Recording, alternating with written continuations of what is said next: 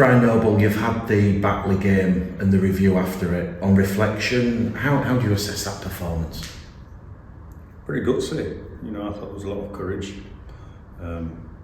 Really proud of the players to cope with difficult circumstances, some of which was our making and some of which was out of our control. So I was thrilled with the result. There was a lot of positives from that game. Mm-hmm. We've mentioned that ability to do the hard work in that last quarter, but you referenced it a little bit on Sunday, the defence, but when you actually put that under the microscope and you see, just how strong that was, especially in that 10-minute period when Mitch Suter was in the sin bin, there's a lot of encouraging signs in the early part of the season. Well, all of those signs, the effort areas have been there all year, and we're grateful for that. It led you to believe we've got a good group of people that want to roll their sleeves up, and they have to. But to get through this 30-odd game programme this year, we'll need to play a whole lot better with the ball. I am pleased about the defence efforts and what we're doing for each other and how we're turning up for each other in that area. And I think the coaches and the players, we need to look at ourselves at how we're going to post a few more points on the board. Where would you say, if there's been any focus this week, Brian, ahead of this game against Toulouse, areas for improvement or references you've made to the squad for improvement? Well, I'm hoping inertly it's there, because we've played well at times this year. It's been a bit hard on the players, not to say that they haven't, but we've just got to remind them of a few principles as to why we do play well when we do, and what creates that, and what's the mechanism for it to appear more regularly than it probably has in the last couple of weeks. We've had a couple of teams that have had a real shot these last 2 weeks, and that's been good because they're learning curves, and now we know we're going to France, and we know we're a full-time team, a team that had a great win against York, 7-6 in the last minute, so they'll be buoyant, they'll be fresh.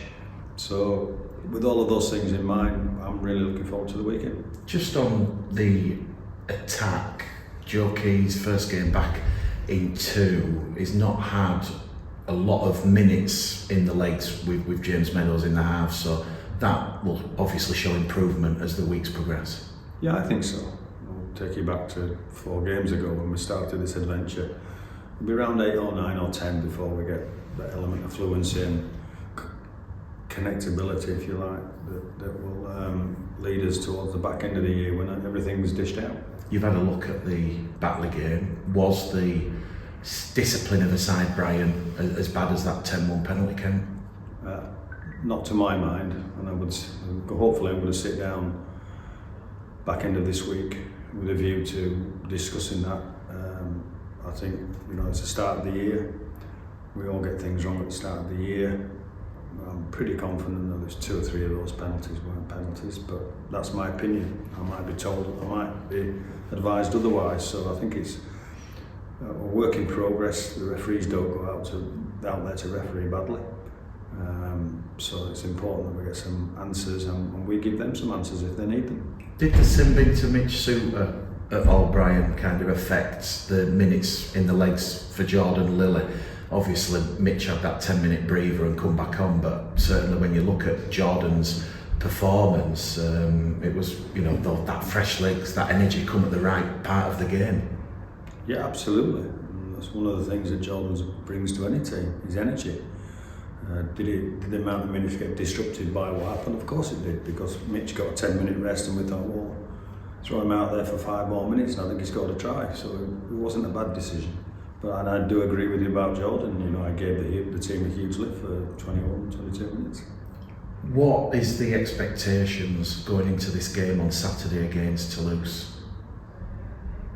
To reinforce some of our principles. We've gone close there on a number of occasions, and we drew last year in the league and got dudded by a drop goal. So we have to take the emotion out of it. They're a good team. They're well coached. They play a certain brand of football.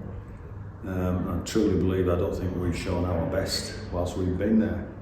So I think our expectation is to try and travel well, get everybody's head around putting a good performance together, and competing with Toulouse.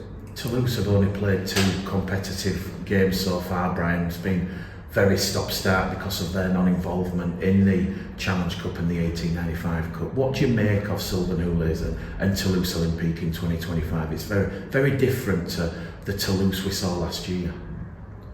Well, he's at the moment. It just takes him a while to get going, doesn't it? And I like Silver, and I've known him for a lot of years. I think he's a great coach. I think he plays a good brand of football. He's got some good players over there, and so we're going to have to be good to compete. You know, it's a difficult game for us in the fact that we have to travel, we have to go there. But I think there'll be a bit of a determination, and that determination generally, I think they'll understand it's a big game. I think it's a big game early on in the season, and so I think, yeah, it's a good one for us at this time of year. Toulouse known for being a very, very big, physical, robust side, Brian. Same with Bradford. It promises to be very, very physical out there for both forward packs. Well, that'd be a fast track as well. You know, it's a good stadium, so it's wide and it's big and they throw the ball around, and there are some principles of rugby league that don't change. We've got a good team. We know we've got a good team. We've got good forwards. They've got good forwards. So it may be one of those where it has been these last few years, the bounce of the ball or a referee's decision. Spoke to Jaden Hockenbar after the game on Sunday at Batley, and he referenced, he enjoys that stadium, that pitch. Weather's looking like it's going to be dry. A lot of space, a lot of movement. For Jaden's quote was to let him loose off the leash, so to speak. Yeah, I think it's more of an Aussie track than it is at this time of year particularly, so I think there'll be a few of our overseas boys thinking welcome home kind of thing. They won't be.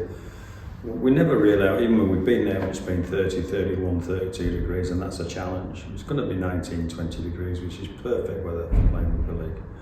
And so I'm hoping we show what we've got. I think it is about us still, this time of the year, we're still getting to know each other.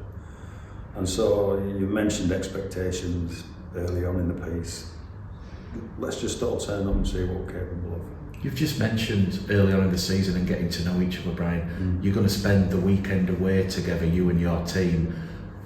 That's going to certainly help build that connectivity and cohesion.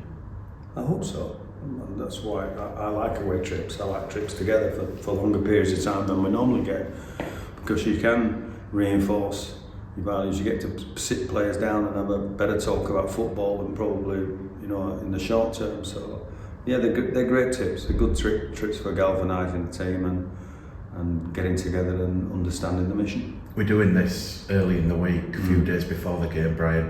What does the team news look like? Is it fair to say after 6 changes for the Batley game, there's going to be considerably less this weekend? Well, we'll look at every position as we always do. I think we've got a healthy roster, which is brilliant. George Stafula's back in the mix for selection. So I think we've got that vibrant, energised group of people that want to play. When you look at the Toulouse and Bradford, 2 sides, Brian, who play on the edge, bring the best out of each other, especially when you look at the 3 games last year, is there anything that, although that was Eamon O'Carroll's team, is there anything you feel you can pick from those 3 games and use to your advantage moving forward into this game on Saturday? You have to have a clarity of mind when you travel and when you've got a big opponent. And I think some of the games, as you quite rightly said, turn frantic. Both sides of the fence turn frantic. We'll probably look to try and get a little bit more control than the frantic efforts we've had over the last couple of years. But who knows, if it goes frantic and chaotic and we're winning, it'll be an entertaining game, that's for sure. Do you see the advantage, or do you perceive it as an advantage, Toulouse having not played last weekend, so they'll be, as Sylvan says, fresh, refreshed and ready, whereas Bradford have had that real attritional game in the mud at Batley on the slope? Well, I think history will tell you that it don't make that much difference. They will be fresh and they will have 2 weeks preparation for us, and I'm confident that they'll be doing certain things against us.